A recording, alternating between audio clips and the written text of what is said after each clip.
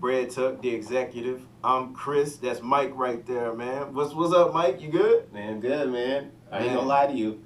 I ain't want to throw it in your face, man, but I'm happy my Broncos won the Super Bowl, dog. Your Broncos? What? Wait a minute, man. This Well, guy not my here, Broncos, man. but the Peyton Manning, you know what I mean. Man, dog. you know, man. Shout out to Cam, man. I was rooting for you, black man. I don't think you did anything wrong this year. You're great. You're the new standard when it comes to quarterbacks, man. So you're going to be back in there. I got my own team. I can't root for you like that. If ever my guys don't make it, go Cam, man. Y'all know what it is, man. Shout out to Peyton Manning, man. My favorite quarterback of all time. I'm glad he won one.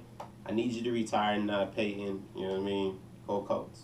Man, I'm sleeping on you, Peyton Manning. But do your thing, man. But, oh, man, before we get into some things, man, I remember you told me about that boy Bryson Tiller, and I kind of slept that boy. He kind of eyed a little bit, That man. young Like, boy got some talent, man. I don't listen to too many new cats in this new music generation, but I definitely like always having an ear out for the new talent, new generation, man. That young boy kind of nice, man. yeah, I think I might go ahead and get on iTunes and grab that boy, his man. album real nice, man. Cause that joint I heard him with I thought it was Fabulous song. That sorry not sorry. Cause I heard Oh, it yeah, on that's Fabulous his mixtape. joint. But that's his, and then I like Mhm. that exchange he have on the radio. Yeah, he got some bangers on that album. Yeah, man. Shout out to Bryson Tiller, man. I might go ahead and grab that, man. No homo. That boy just shut down House of Blues on Super Bowl Sunday in the Oh, H. wow. Second Ugh. show here in the H within a month span. He sold out. So During it's like- Super Bowl? Yeah.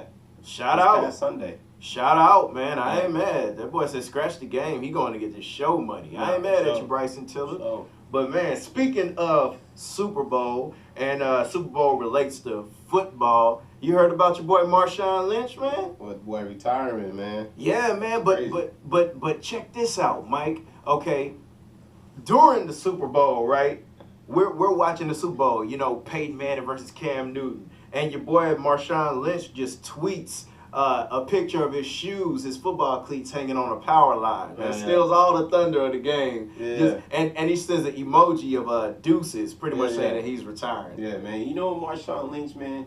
I got a lot of respect for that dude. I don't think people realize how intelligent Marshawn Lynch really is. Mhm. I think they see the antics that he does on TV when not want to speak to the media. You know, Marshawn Lynch from Oakland, so you know they might think he a hood nigga or whatever like that. But at the end of the day, man, Marshawn Lynch is really, really an intelligent dude. Yeah, You know what I man. mean? Yeah. Dude is young. He's been in the league 9 years. You know what I mean? The story you sent me on him not touching one of his NFL paychecks has over $50 million saved up. Never touched the NFL Respect. paycheck. Bread Tuck game forever. And the best thing about it, he's retiring at the point where he's still young. He doesn't have to worry about no long-term injuries, possibly at all.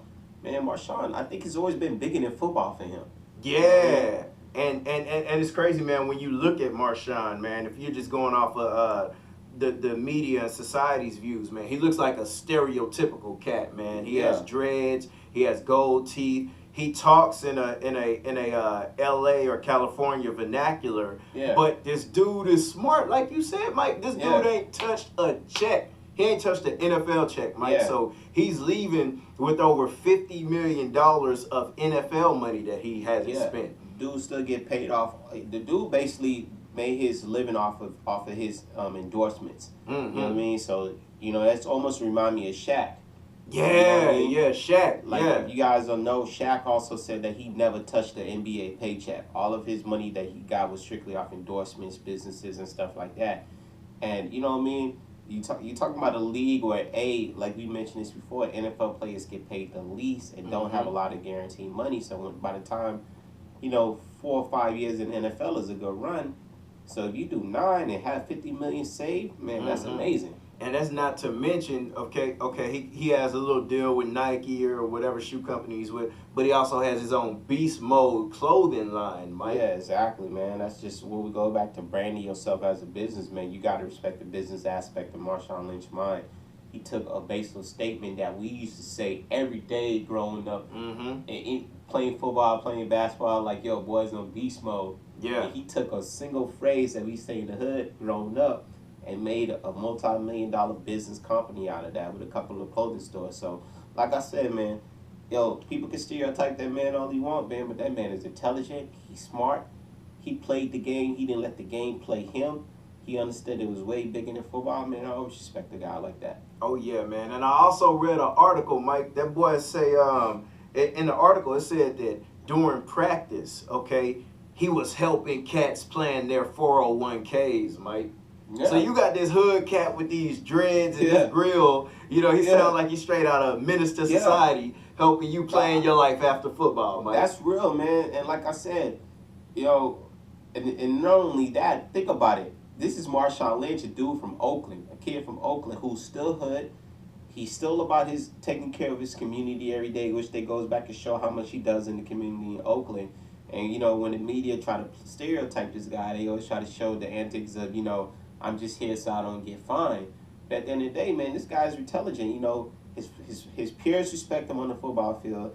His coach respect him. He got a Super Bowl ring too, so let's not forget that. So he retiring good, man. Respect. You know what I mean? One story that made me have a lot of respect for Marshawn is when I read, you know what I mean, he was in McDonald's and he talked to a kid and the kid wanted to save up to buy some shoes. You know what I mean? The shoes were like $500. And you know, Marshawn just chunked the kid $500. You know what I mean? And paid for his meal at the end of the day just to get some shoes. You know what I mean? You gotta respect guys like that, man. Man, and that 500 ain't even scrape his NFL money because he ain't touching the NFL money, man. So shout out to that boy Marshawn Lynch, man. One of the greatest memories I have of that cat on the field, man. You remember that year they went 7-9, and they won their division and went to the playoffs, and they played not San Francisco, they played the Saints in the playoffs, and that boy had that big earthquake run or whatever they called it. That's man. what really launched his career too. Yeah, man. So I'm not mad at you, Marshawn Lynch. Shout out to you. You played the game right. You don't speak to the media. Well, you say less to the media, like my boy Cam should do, man. You Cam, not to get off subject, Cam, you ain't got to speak to them, man. Man, I'm gonna be honest here. I don't agree with you on that, man. I think at the end of the day, Cam was wrong for getting off that stage and walking. Wrong, Mike. Did you see the other video? They showed the Bronco players behind him. It was a curtain, Mike, and he could hear everything they said. Man, at the end of the day, I don't care, man. And this is what it ultimately comes down for me for as with Cam. As a grown ass man, and this is kind of the subject I always touch on as with Kanye and all of them. As a grown man, you got to take your wins like a man, and you got to take your losses like a man. When you know, and I love Cam for doing what Cam dab. He do his antics, he talk noise, he talk mess, because he's winning. That's fun. But when you lose, and you're the leader of that ship as that quarterback, you got to sit and stand in that fire. You got to sit in that fire. You got to take it. You got to take the media. You got to take people talking crap to you. Because let's just be honest. The whole world thought Carolina was going to win that game. Mm-hmm. Yeah. The whole entire world. I was probably only one of the few guys and a couple of NFL analysts. But everybody around me and everybody really thought that they was going to win that game. That man walking off that stage where his teammates even stayed to take the media and take people talking. He the captain in that ship as a quarterback. Yo, Cam, I'm going to be honest. He had to man up and take that. He had to take that pressure. He had to take that. That is the same thing they always said about Cam. Like, when he loses like a spoiled brat. He loses like a little boy. And I'm not calling Cam a little boy or nothing like that, but I'm just saying, like, yo, you got to be the leader of your team. You got to stand there when it's hot, and you got to stand there when you win it. So, Mike, he was supposed to stand there. Now, he's trying to answer questions about how he lost the game, whatever. And right behind him is a curtain, Mike. Not even a position, not even a petition, not another room, a curtain. And you can hear a Bronco player loud as day talking about how they lost the game. He's supposed to sit there and take that? Yes, because that's what NFL players do. They talk shit. But no, Mike. They set him up. They put him in a position to hear that. I've never seen them do that to Peyton Manning or Tom Brady. But think about it. When Peyton Manning lost and when they got killed by Seattle a couple years ago, right? Who's the only one that stood strong and stood fine when everybody kept saying, "Man, y'all got pumped. Y'all was soft out there." Peyton Manning was the only one to stand up and speak for his team and take it like a champ. Was he standing listening to the opposing team talk about it? But it doesn't matter. But see, Rob, this is grown man